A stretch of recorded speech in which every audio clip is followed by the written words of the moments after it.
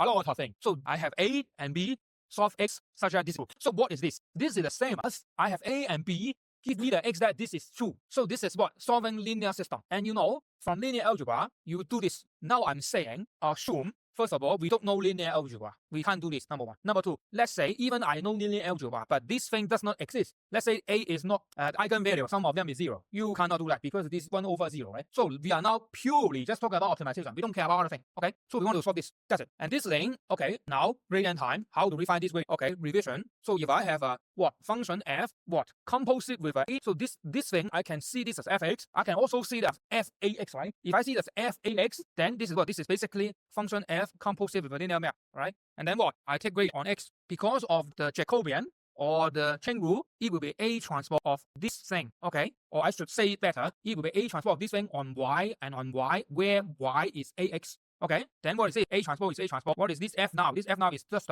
this thing, okay, square. And this thing, gradient is y. Y put it in ax, it will be A transpose x. Okay, if this thing is not y but y minus b, then I have the b back. Okay, so we have this. Then what's the gradient? The gradient is this thing, okay, or this thing. So this is the gradient. And then the idea is, well, we know linear algebra. This is solving linear system. And now you see, if I have this, let's say this whole thing is 0.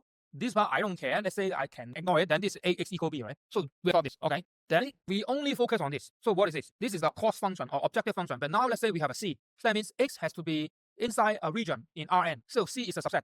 Cannot be anything. So there are simple cases and more complicated cases. Simple cases, well, C is the Rn itself. Then no constraint. This is just this square problem. If C is Rn plus, then this is non-negative this square. So you cannot have negative value. And you can even have this, but the norm of x is not too big. So this means within a polygon, find the smallest value of this. The last two actually is difficult. Yeah, it looks very simple, but actually the last two is very difficult. So then here's the motivation why I study this. Well, number one, easy. We should start with simple thing first. We will look at percent from P, okay? We also look at acceleration using P. It will be easy to understand. Number two, this actually is true for almost every problem you have seen. Why? Because whenever your function have second order Taylor approximation, you see this thing. Because this thing is exactly coming from the second order Taylor approximation from something. The idea is, general convex program, your hash can change. This thing that can do not change. In other words, general convex program is basically like power 3, power 4 convex function, but this is power 2.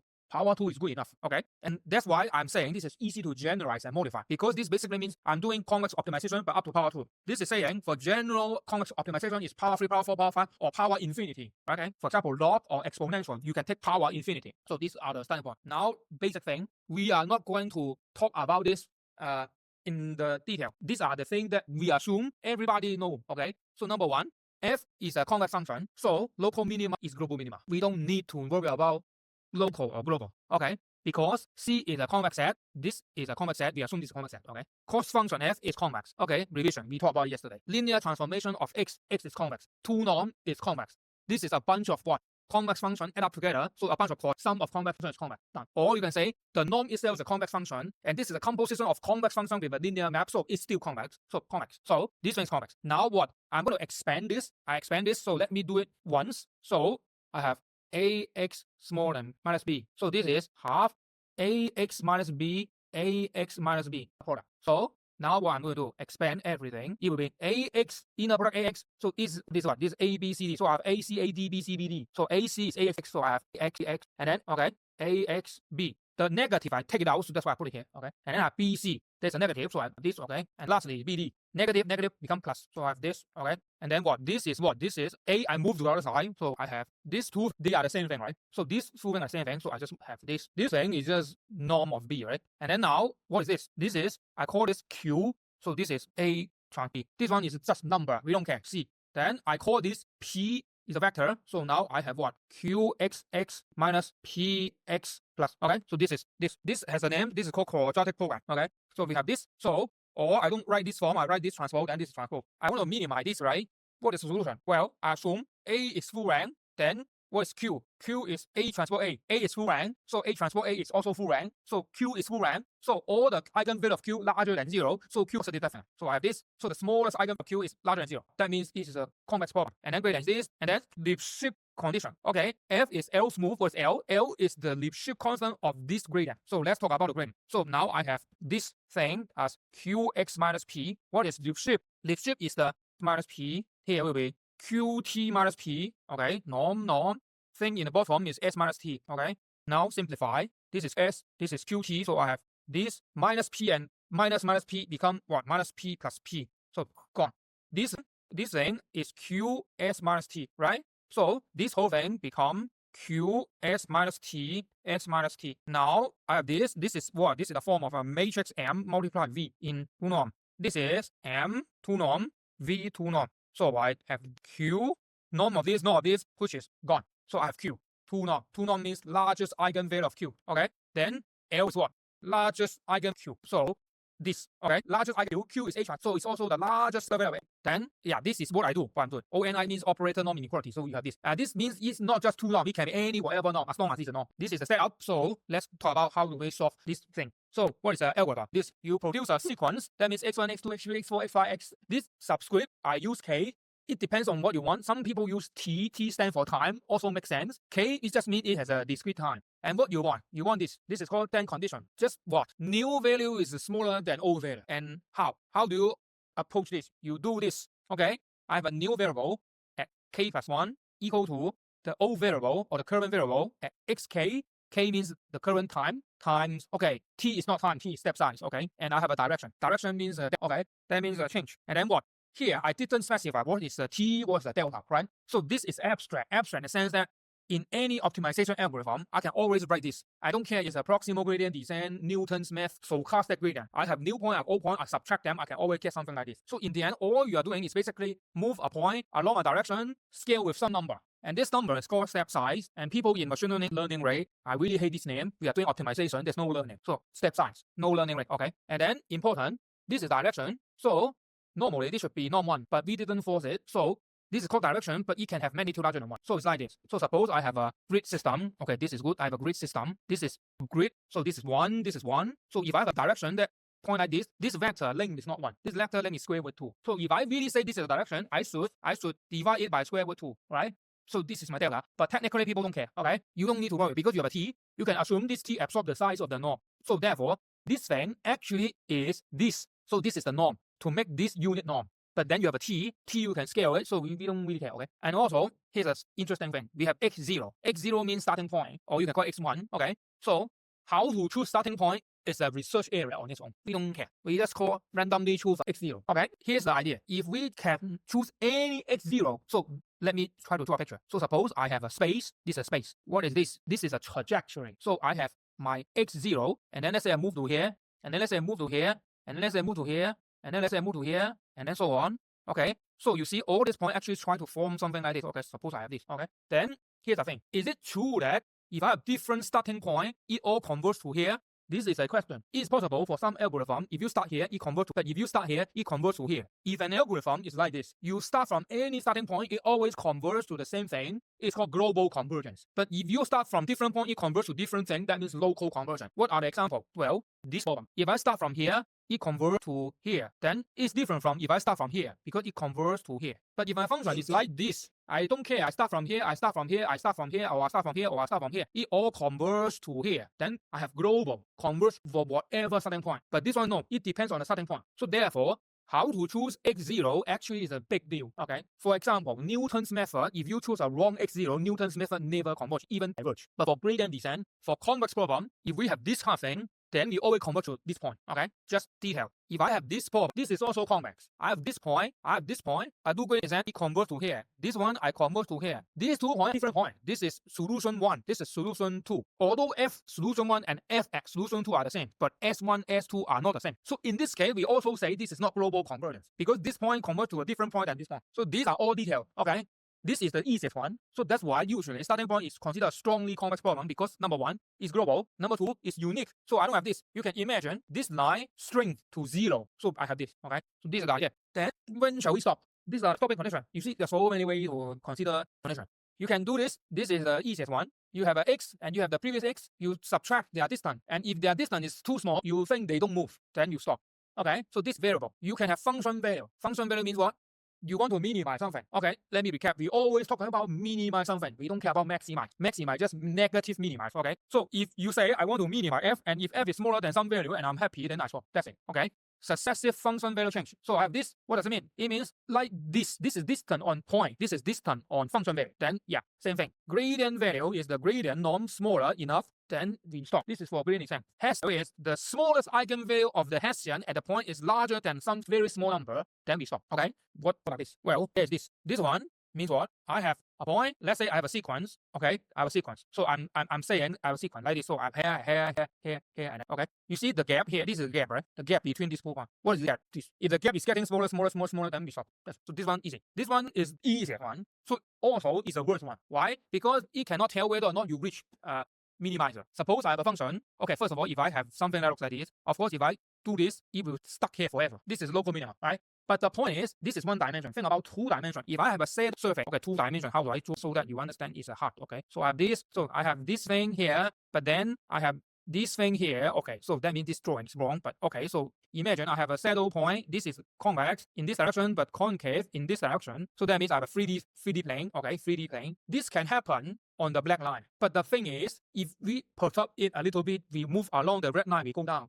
But this criterion cannot tell this, because if the 2 point is on the black line, they don't know there is a red direction we can go down. So that's why this is not good. And this one connect to the last one. What's the last one? The smallest eigenvalue is something. Okay, what is this? This is curvature. Second derivative is curvature. So for this case, the eigenvalue along the black plane will be positive, but the eigenvalue along the red plane will be negative. That means you have way to go down. So if for all the eigenvalue, that means any direction in the surface, the smallest one, that means the one that supposedly you can go down is still positive. Then you reach what? You reach the basin. Because for this thing, no matter you go this way or go this way or go that way or go this way, all of them you can only go up. Go up correspond to eigenvalue larger than 0. So therefore, this is conversion. And now we see this one is rubbish. This one is better. But this one is easy to compute. You just have two vector minus each compute norm.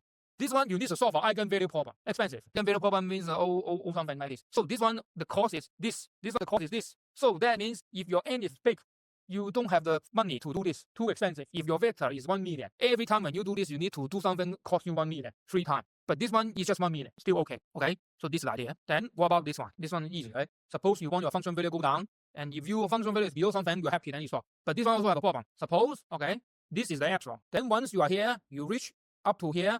Okay, at this point, you're happy, you stop.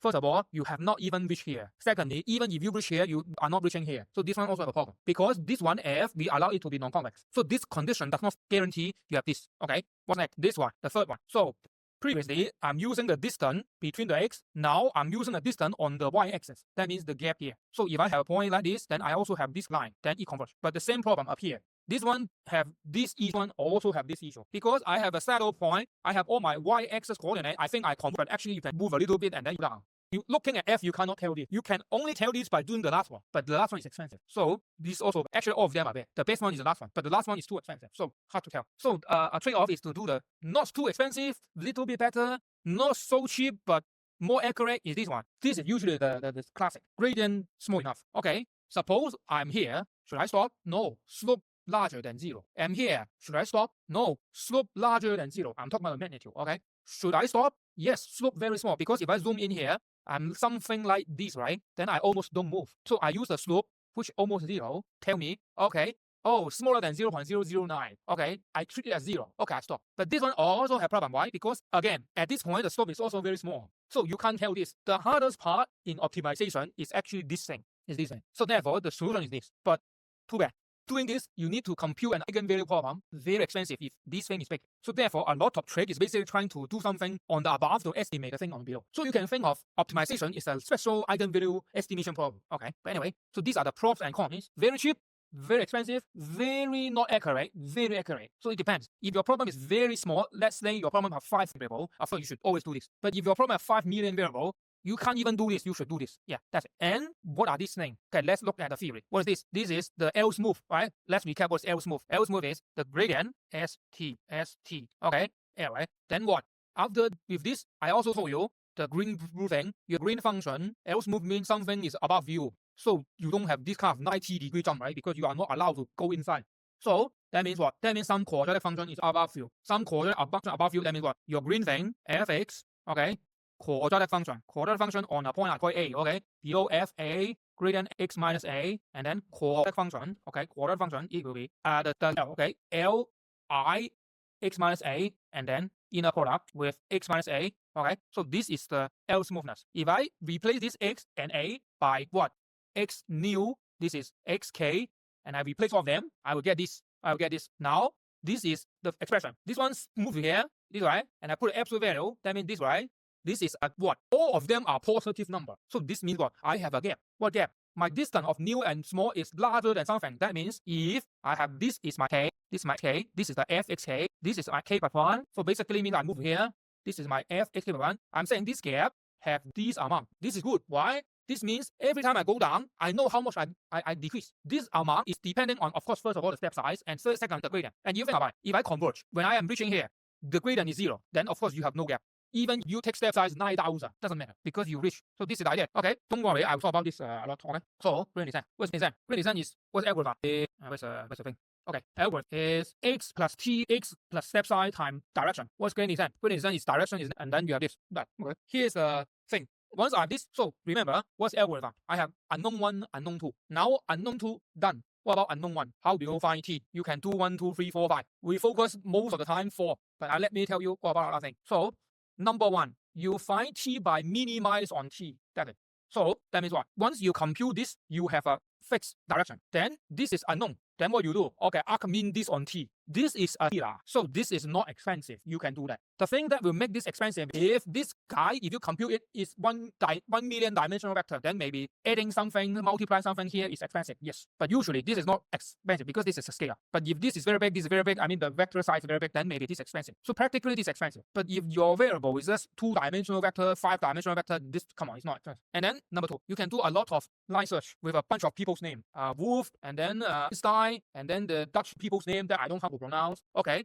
And there are a bunch of people who spend their whole life on doing this. Okay, these are details. We are not going to talk about how to do it. Okay, you do a very stupid method. You fix the t. Here's the thing. This is rubbish. Because if you fix the t, it means what? It means no matter where you are in the curve, you use the same step size. Come on. How come the step size at this point and at the step size at this point should be the same? It doesn't make sense. Because if you use the same step size everywhere, it's possible. Here, the step size is too small. Here, the step size is too big. So therefore, this is stupid. It's not the best. But it makes the theory very easy to analyze. Because you now don't care. This you can say this is just 1. If this is not 1, it's 7. It doesn't matter. You consider everything divided by 7 and you shift the coordinate. So this is 1. Yeah. So fixed step size is for the theory people to be lazy. Okay. But we don't want to be too lazy. So we will do this. We will do a fixed step size. But this fixed step size is so funny. That is 1 over L. The constant of the gradient, and this is actually a very good step size. Okay, and the 5th one is this one is very popular in so is you do something called diminishing step size. So it's like step size 1 and then half and then 1/4 and then 1/8 and so on. So basically it's like something like bisection, but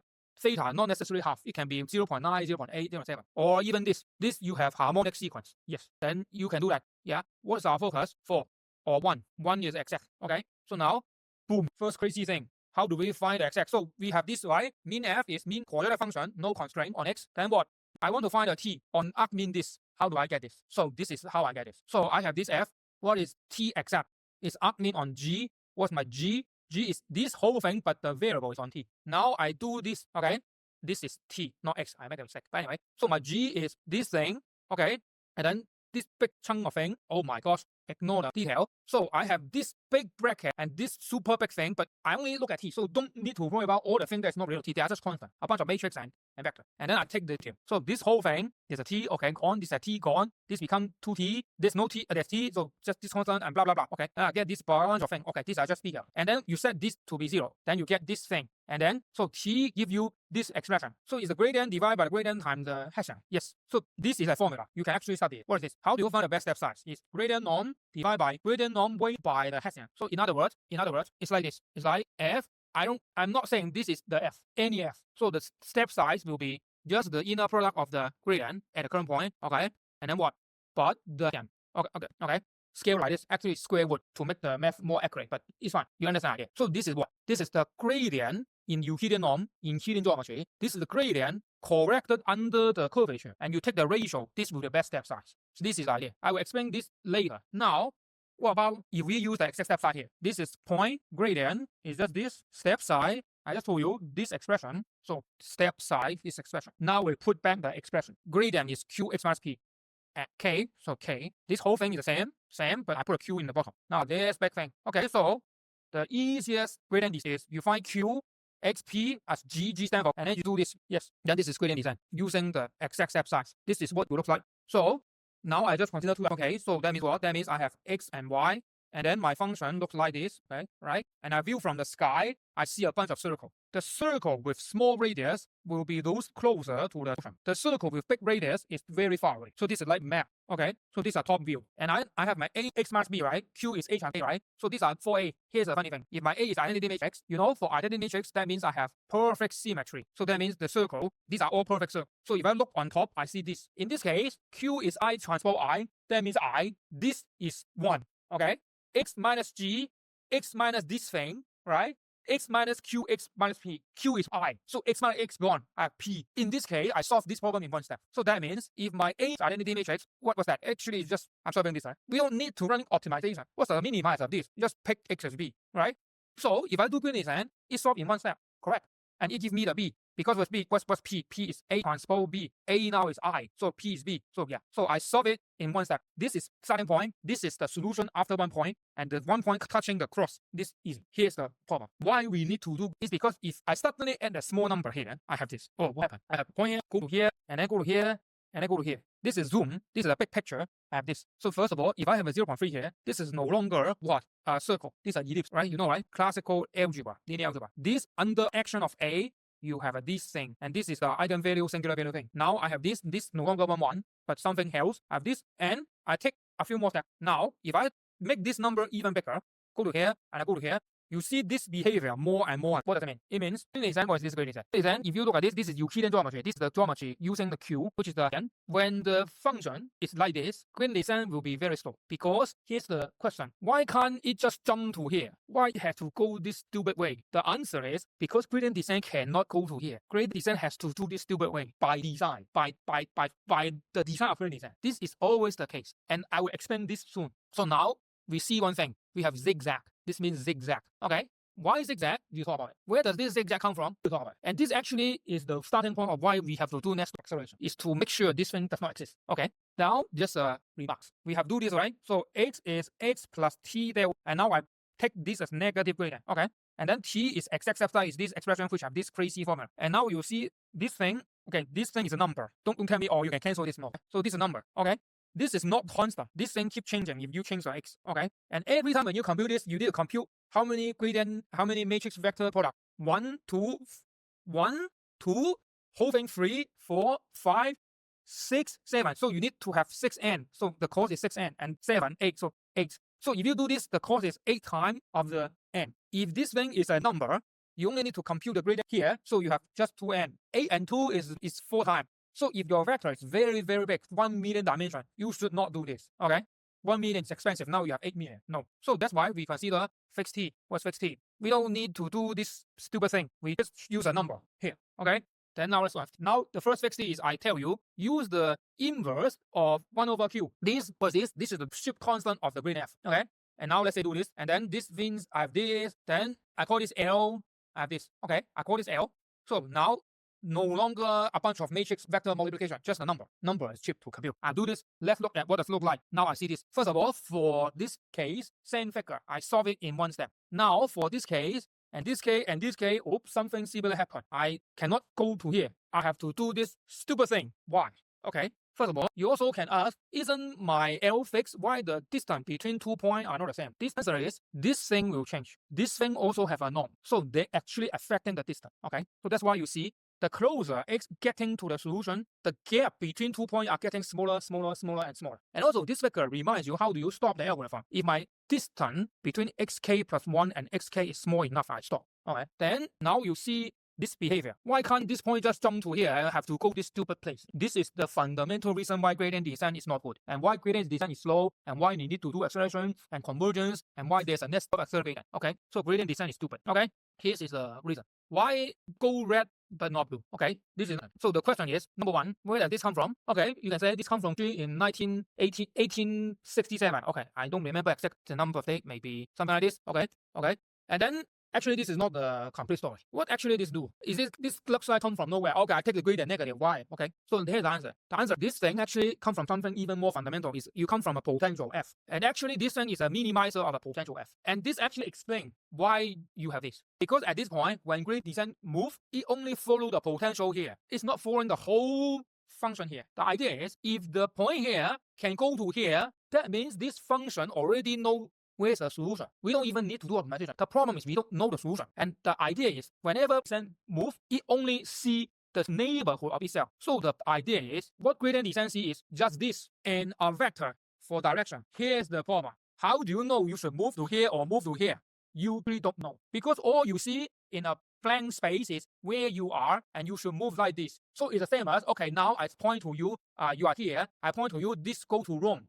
Then where should you stop? You don't know. You can stop at here, you can stop at here, actually you don't know. And the point is, you cannot know. Because if you know the whole function, then what's the problem? Why we need to stop optimization? So the idea is, descent is searching something in the dark. So gradient descent is local. Local in the sense that I only know this point and that's it. So in other words, actually I only know our neighborhood surrounding me. How come I know the solution yet? There's no way I know it. And then what? So you only know a local information, you're only doing local decision. And this is exactly the reason why, if you are using local information, local means not global, right? So this point saying that local, this is the best, so I go to here. But it does not know this, because this is far away, not local, global. So this is why you go to red. And blue is the global. There's no way local give you global solution. So being a local decision maker, there's no way local decision give you global. If this is true, there's no beggar in the world, there's no poor people in the world. Okay, everybody is rich. And in this saying, greedy. What's greedy? It's saying that among the local region I can see, I pick the best one. So this is saying that among the local region I can see, I pick the best one, and the best one is here. I don't know this is even better, but I know at this point it's better. So this is the idea. And then the question is, why we have this case? You remember, one point go to here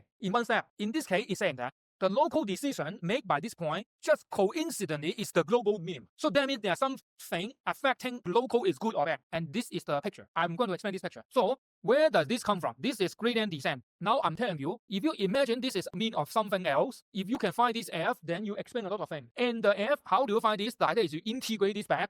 And now I'm telling you the solution. The solution is this big f is this. What is this? This looks like the Taylor series thing. Okay, so let's recap. I have a function f, and the point x, Taylor series, is f a minus plus gradient of f at a, x minus a, and then 2 norm. Okay, so it will be, then I write hash f at a, this is the matrix, and then what? X minus a, x minus a. So x minus a, x minus a, right? And then divide by 2. This is the Taylor series. Now, I'm doing gradient descent. Actually, I don't have the information here. So what it's doing is that, okay, I replace this by a matrix A. What matrix? Actually, is identity matrix with 1 over a number. What number? Exactly the step size. So this is actually what I'm doing. What is this? This thing is saying that I'm using this to replace the Hessian. Here's the thing. If I replace this by the Hessian, what does it mean? If this is more semi-definite than this thing, then this whole thing is above the Hessian. So, in other words, I have a function. This is my f. Let me draw it like this. I have a function. This is my f. This is a green thing with a t. So I draw it f t. I have a point here. Actually, I have a text. That is this. This thing is more semi-definite than this thing. Well, think about it. If my black thing, I will have this term. The only difference here is I have an h here. Other things are the same. If I subtract each other, gone.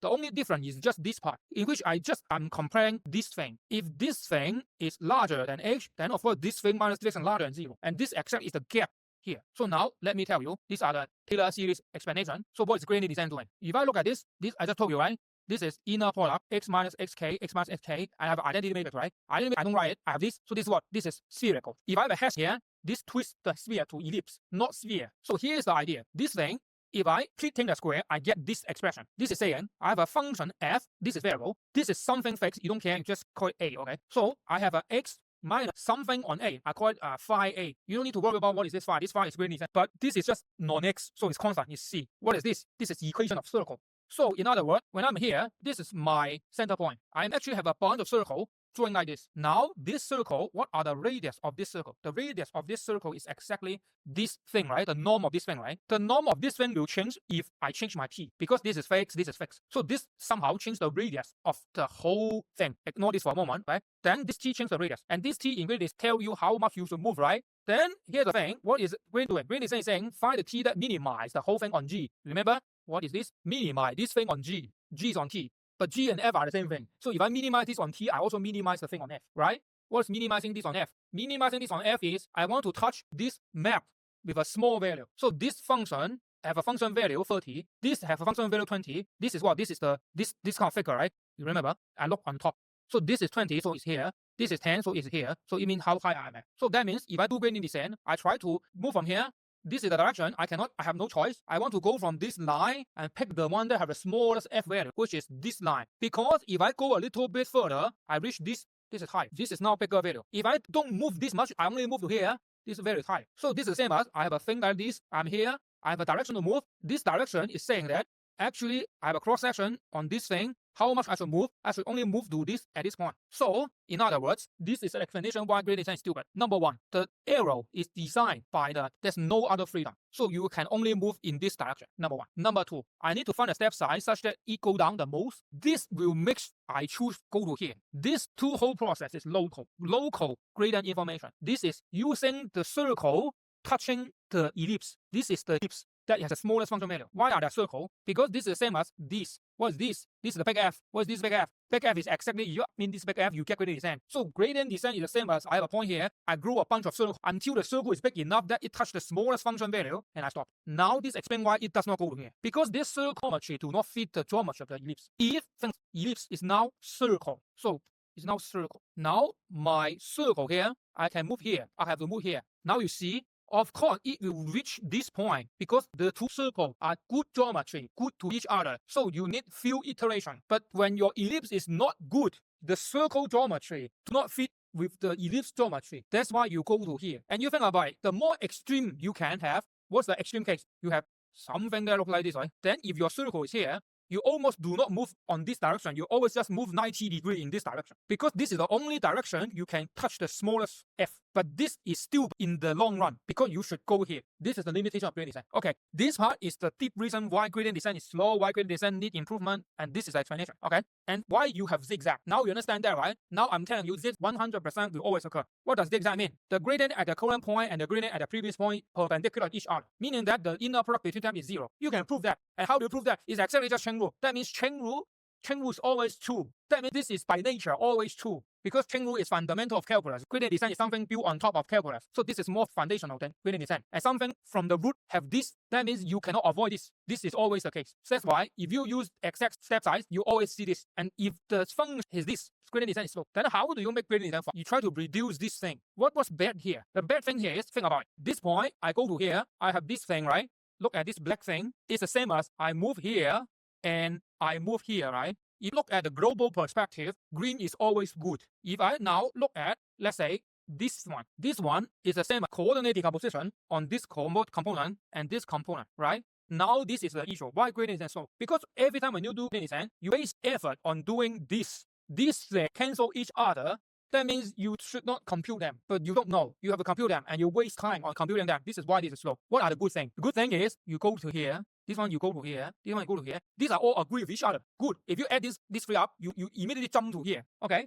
But the point is, if you, let's say somehow somebody tell you should jump to here in the step one, so now you are here. But the problem is, this thing, go to here, the function value only decreases a little bit. And you don't know, actually this is good. And you will think that, oh, actually doing this is much better. Because this function value change from 14 to 3. But if you go to here, you change from 14 to never. 14 to 11, very small, but 14 to 3 is very big, very good. So you're trapped by your local decision. This is the idea of greedy. Greedy is what? Greedy is you do the best decision you make currently. But greedy, the problem is, greedy is not always reaching the good global solution. So this is the problem. So that means what? Then you should do something to counter greedy, but at the same time you keep going down. This is Nesterov accelerator. Okay, and this is the summary so far. So let me talk about this. If the function is not nice, you will see these two. Okay, and then what? These are summary. Okay, I'm not talking about summary. So now let's go to the solution. So the solution is of course this. So this is the arrow you have.